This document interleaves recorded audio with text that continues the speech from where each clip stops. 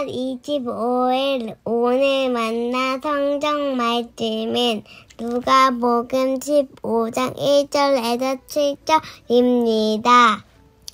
세리들과 죄인들이 모두 예수의 말씀을 들으려고 그에게 가까이 몰려들었다. 바리새파 사람들과 율법학자들은 투덜거리며 말하였다. 이 사람이 죄인들을 맞아들이고 그들과 함께 음식을 먹는구나. 그래서 예수께서는 그들에게 이 비유를 말씀하셨다. 너희 가운데서 어떤 사람이 양 100마리를 가지고 있는데 그 가운데서 한 마리를 잃으면 99마리를 들에 두고 그 잃은 양을 찾을 때까지 찾아다니지 않겠느냐. 찾으면 기뻐하며 자기 어깨에 메고 집으로 돌아와서 벗과 이웃 사람을 불러 모으고 나와 함께 기뻐해 주십시오. 잃었던 내 양을 찾았습니다. 하고 말할 것이다. 내가 너희에게 말한다. 이와 같이 하늘에서는 회개할 필요가 없는 의인 99보다 회개하는 죄인 한 사람을 두고 더 기뻐할 것이다. 아멘. 오늘 만나러 만나주시는 하나님을 기대합니다. 제자들을 향한 예수님의 가르침이 끝나자 무리 가운데 있던 적지 않은 세리와 죄인들이 기다렸다는 듯이 예수님께 가까이 왔습니다. 그 자리에 있던 바리새파 사람들과 율법학자들은 그 장면과 겹치는 이전의 한 상황을 소환해내곤 투덜거리기 시작합니다. 이 사람이 죄인들을 맞아들이고 그들과 함께 음식을 먹는구나. 전통적으로 설정해 놓은 구분의 경계를 허무는 것처럼 보이는 예수님을 힐난한 것입니다. 세리와 죄인을 한 쌍으로 묶어 부르는 것은 유대 사회에서 오랜 종교적인 혐오와 차별의 주홍 글씨와 같습니다. 로마에 부역하면서 동족의 고혈을 빨아먹고 있는 기생충 같은 세리들도 당시 죄인으로 낙인 찍혀 율법의 정죄를 피할 수 없는 특정 부류에 포함시키고 있다는 뜻입니다. 유대 사회는 이들을 차별하고 외면함으로써 사회적으로 강제 격리를 해왔던 것입니다. 하지만 누가는 초반부터 세리와 죄인들에 대해 우호적인 기록을 남겨왔습니다.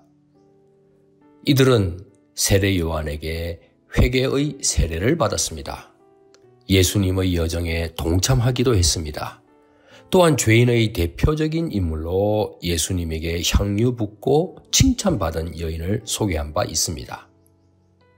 예수님께서도 하나님 나라의 잔치를 선제적으로 시전해 보이는 식탁을 이들에게 베푸시면서 극진히 환대해 오셨다고 기술해 온 셈입니다. 이들이 말씀 들으러 나왔을 때 예수님에게는 하나님 나라의 잃어버린 영혼들을 되찾은 것 같은 감격스러운 기쁨이 있다는 사실을 누가는 놓치지 않습니다. 이들 세리와 죄인들은 유대 전통 관습에 따라 정죄를 받아왔지만 예수님께서 갖고 오신 하나님 나라를 수용하고 예수님의 말씀을 지켜 행함으로써 유대 종교 지도자들과 극명한 대조를 보여왔다는 것입니다.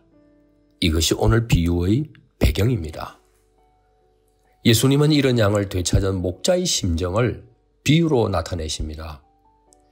양을 잃어버린다는 것은 당시의 다반사였습니다.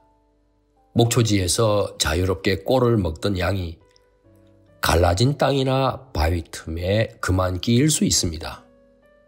심지어 배부른 상태로 움푹 팬 곳에 편하게 자리 잡고 있다가 뒤집어지는 바람에 일어나지 못할 수도 있습니다. 일어나려고 발버둥 치다 기진해서 옴짝달싹하지 못하면 먹었던 목초가 소화되면서 가스가 배에 차올라 혈액순환을 방해하고 심지어 근육도 마비되곤 합니다.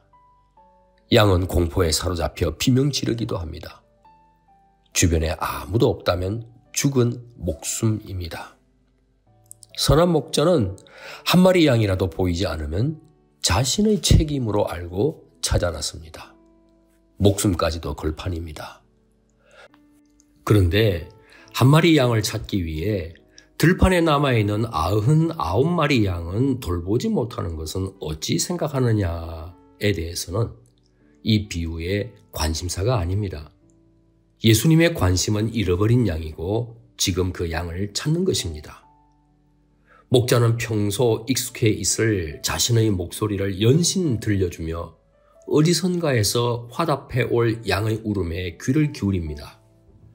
아무 소리가 들리지 않으면 혹시 죽은 것은 아닌지 불안하지만 찾는 것을 포기하지 않습니다. 양을 찾아오기 위한 목자의 간절함과 열심이 눈에 선합니다. 천신만고 끝에 살아있는 양을 발견하면 이보다 더 기쁠 수 없는 것처럼 기뻐합니다. 목자의 기쁨은 그것으로 끝나지 않습니다. 집으로 돌아와 친구와 이웃을 불러 기쁨을 나눕니다. 잔치가 언급되지 않았지만 충분히 예상할 수 있습니다. 그러나 예수님을 신란하던 종교 지도자들은 잃어버린 영혼들을 찾은 것에 대한 기쁨이 있을 리 없습니다. 목자 없이 유리방황하는 양이 되게 한 책임감조차 없습니다.